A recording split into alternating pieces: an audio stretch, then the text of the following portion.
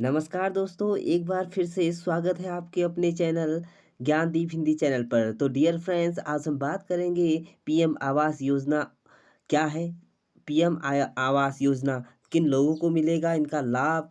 तो इसी के बारे में हम बात करेंगे। आप हमारे चैनल पर नए हैं तो हमारे चैनल को लाइक और सब्सक्राइब ज़रूर करिए। तो बात करते हैं, पीएम आवास योजना में मिलती है घर बनाने के लिए 2,67,000 रुपये की सब्सिडी। करें आवेदन। किस प्रकार से आपको इसकी आवेदन प्रक्रिया करनी है और किस प्रकार इसमें क्या-क्या डॉक्यूमेंट्स लगने हैं और ये किन लोगों को मिलेगी, तो इसके बारे में हम बात करेंगे। तो PM Awas Yojana online apply कर सकते हैं। प्रधानमंत्री आवास योजना के अंतर्गत गरीब परिवार में रहने वाले लोगों के लिए आवास की सुविधा दी जाती है। इस योजना के अंतर्गत लोगों को जिनके पास खुद का घर नहीं है, उन्हें पक्के मकान उपलब्ध कराना है। केंद्र सरकार द्वारा पीएम आवास योजना के तहत 2,67,000 रुपये की आर्थिक सहायता भी दी जाती है। इस आवास योजना में सरकार का लक्ष्य है कि 2022 तक सभी आवास योजना की प्राप्तता वाले परिवारों को पक्के मकान उपलब्ध कराए जाए। पीएमएवाई योजना की शुरुआत 22 जून 2015 को नरेंद्र मोदी द्वारा की गई थी। जी हाँ, इसकी योजना की शुरुआत जो की थी पीएम मोदी ने 22 जून 2015 को की थी।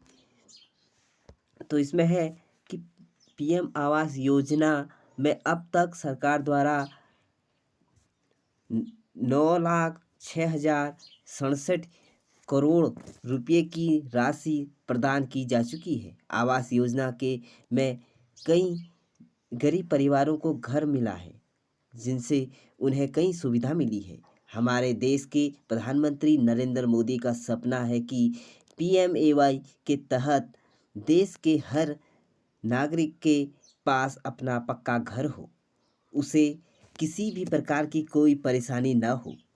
लॉकडाउन की वजह से जो हमारे देश की आर्थिक अर्थव्यवस्था जो बिगड़ चुकी थी, उसे सुधारने के लिए प्रधानमंत्री जी के द्वारा प्रधानमंत्री आवास योजना में 20 लाख करोड़ रुपए के पैकेज की घोषणा की गई। इस योजना की दूसरी किस्त में आवास योजना के अंतर्गत हमारे देश के प्रवासी मजदूरों को शहरी गरीबों को सहायता प्रदान करना था। जो शहरी लोग थे, जो मजदूर थे और जो प्रवासी थे, उन्हीं को इसकी योजना का लाभ उठाने के लिए प्रधानमंत्री ने 20 लाख करोड़ रुपए का पैकेज की घोषणा की। उसके बाद बात कर लेते हैं कि प्रधानमंत्री आवास योजना के अंतर्गत जो ही जो भी लोग आवेदन करने के इच्छुक रखते हैं, उनके पास इस योजना के आवेदन की ज़रूरी प्राप्तता होनी चाहिए। यानी कि क्या-क्या होना चाहिए उनके पास? इस योजना में सरकार लोगों को पक्का मकान बनाने के लिए सभी बैंकों से ऋण मुआयना कराती है। केंद्र सरकार का लक्ष्य 2022 तक 4 करोड़ पक्के मकानों का निर्माण करना है। क्रेडिट लिंक्ड सब्सिडी योजना के तहत आवेदन करने की अंतिम तिथि मार्च 2021 थी, जिसे अब बढ़ाकर 21 मार्च 2022 कर दी गई है। इसलिए जो भी पीएम आवास योजना में आवेदन करने के इच्छुक हैं, वो अपने नज़दीकी किसी भी बैंक में संपर्क कर सकते हैं। तो वहाँ से आप अकाउंट खोल के और यहाँ पर आवेदन कर सकते हैं। इसके लिए आवश्यक दस्तावेज़ क्या है?